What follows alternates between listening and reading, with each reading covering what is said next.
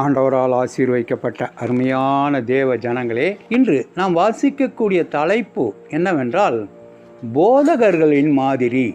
நாங்கள் பாடுபடுகிறது போல நீங்களும் பாடுபட்டு சகிக்கிறதினாலே அந்த இரட்சிப்பு பலன் செய்கிறது.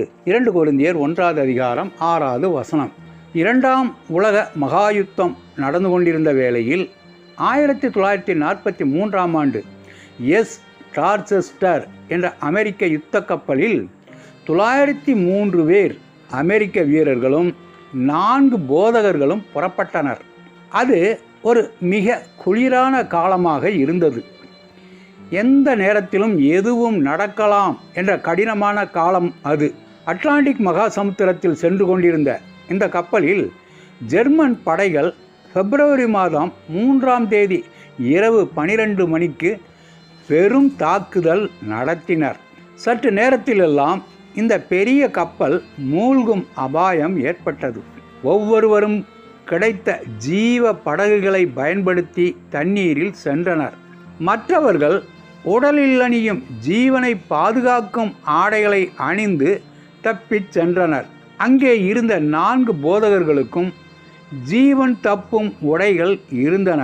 அவர்கள் திரும்பி பார்க்கும்போது தப்பும் வழி இல்லாமல் 4 போர் வீரர்கள் நிற்பதைக் கண்டு அவர்களுக்கு இந்த உடைகளை கொடுத்துவிட்டு 4 பேரும் கைகோத்து கொண்டு தண்ணீரில் மூழ்கி மரித்தனர். இந்த அனுபவம் 2 முக்கிய அனுபவங்களை நமக்கு கற்றுத்தருகிறது. போதகர்கள் முதலில் தியாக மனப்பான்மை உடையவர்களாக இருக்க வேண்டும். உயிர் தியாகம் செய்துதான் கிறிஸ்தவ சபை வளர்ந்திருக்கிறது. இயேசுவின் சீசர்களும் மற்ற அப்போஸ்தலர்களும் தங்களுடைய உயிரையும் விட தயாராக இருந்தபடியால் தான் கிறிஸ்தவ சபை வளர்ந்தது.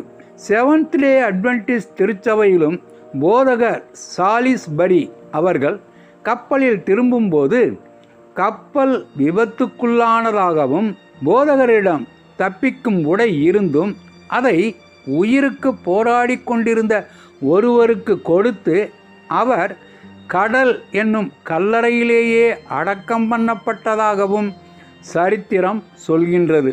தற்போதைய போதகர் எல்லோரும் தங்களை சுய பரிசோதனை செய்ய வேண்டும். அதே வேளையில் போதகர்களுக்கு கொடுக்கப்பட வேண்டிய மரியாதை விசுவாசிகளால் கொடுக்கப்பட வேண்டும். சபையாரும் போதகர்களும் சிந்திக்க வேண்டிய காலம் இது. ஆத்மாக்களை அறுவடை செய்ய வேண்டுமே ஒழிய மற்றபடி நான் பெரியவன் நீ பெரியவன் என்ற அகம்பாவங்கள் இருக்கக்கூடாது. போதகர்களுக்கு மரியாதை கொடுக்கும் மனப்பான்மையை எங்களுக்கு தாரும் என்று நாங்கள் ஜெபிப்போமாக. ஆண்டவர் தாமே நம் அனைவரையும் ஆசீர்வதிப்பாராக. ஆமேன்.